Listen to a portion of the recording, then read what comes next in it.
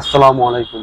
এক সময় বন্যা কবলিত মানুষদের জন্য যে মানুষটি কাজ করেছে, আজকে সেই নিঃস্বার্থ বন্যায় কেড়ে নিয়েছে সেই মানুষটির বাসা, তার সকল আসবাবপত্র এবং তার পরিবারের সমস্ত সুখ। ওর পানি নামার পরে আমার ঘরের কি অবস্থা দেখেন, সবগুলা ভেঙে একদম এক সাইড ডেবে গেছে। নদীরে তুই ভাঙলি আমার ঘর, তোর কিনারে থাকতাম তুই করলি আমায় পর। কিছু নাই, সব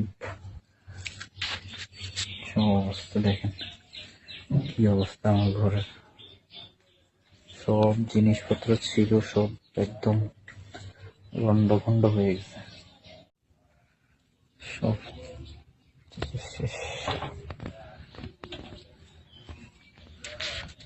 গর্ত হয়ে গেছে ভিতরে, পানি নামার পরে সব আস্তে আস্তে। ভাই, আপনি আসলে কি করেন? আমি একটা বেসরকারি প্রতিষ্ঠানে চাকরি করি, আমার স্যালারি হচ্ছে 12,000 টাকা।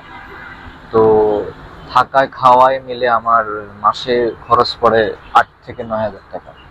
মানে ঢাকাতে সবাই জানে ঢাকাতে থাকা খাওয়ার খরচ কতটুকু, আর যেটুকু অবশিষ্ট থাকে ওটা আমি আমার ফ্যামিলিকে দেওয়ার চেষ্টা করি। এখন যে পরিস্থিতি আমাদের, এখন আমরা তো যে পরিস্থিতিতে পড়ছি, আমার পুরো ঘরের অর্ধেক ভেঙে পড়ে গেছে। যেমন ওখানে থাকার মতো কোনো অবস্থা নাই। আমার মা বাড়িতে নাই, আমার মা আমার একজন আত্মীয়ের বাড়িতে আছে, ওখানে আছে। এখন আপনার বাসা কোথায়? আমার বাসা হচ্ছে ফেনী জেলা। ফেনী জেলা? হ্যাঁ, ফেনী জেলা, দাগনভূঞা থানা, 8 নং জেলেশ্বর ইউনিয়ন, ওয়ার্ড নাম্বার 2। তো আমার যারা বন্ধুরা আছেন, আপনারা এই ভাইটির পাশে দাঁড়ান। আপনারা 50 টাকা, 100 টাকা যা পারেন আপনারা ওনাদের কাছে দিবেন। আমি ওনার বিকাশ নাম্বার দিয়ে দিব। ভাই, আপনার নাম্বারটা একবার বলেন। আমার নাম্বার হচ্ছে 01830809326। পার্সোনাল বিকাশ নাম্বার, পার্সোনাল বিকাশ, নগদ দুটোটাই আছে। বিকাশ নগর দোনটাই আছে। আপনারা যা পারেন আপনারা দিবেন। আর এখানে যারা বড় বড় যারা কাজ করতেছেন, সেলিব্রিটিরা আছেন, তাসরিফ খান আছেন, তহিদ আফ্রিদি ভাই আছেন, আরো যারা আছেন যারা কাজ করতেছেন, আমি অনেকের নাম এখন মনে নাই, আমি মেনশন করে দিব। আপনাদের চোখে যদি পড়ে তাহলে আপনারা দয়া করে, যদি ওনাকে কোনো রকম ভাবে সাহায্য করা যায় আপনারা চেষ্টা করবেন সাহায্য করার জন্য।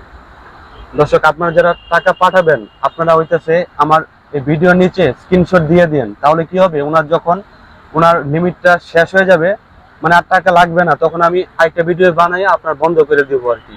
তাহলে আপনারা ভিডিও বানানোর পর একটা স্ক্রিনশট দিয়ে দিবেন, এতে উনিও আমাকে জানাবে যে কত হয়েছে। ওনার যদি সবকিছু হয়ে যায় তাহলে উনি নিজে বলবে যে বন্ধ করে দিতে। উনি শুধুমাত্র ওনার এই যে সাময়িক যে একটা ভোগান্তির জন্য উনি মাত্র আমার কাছে আসছে, আমাকে বললো যে ভাই যদি কোনোভাবে সাহায্য করতে পারেন আমি যা পারি দিব, আপনারা যা পারেন তাই দেন।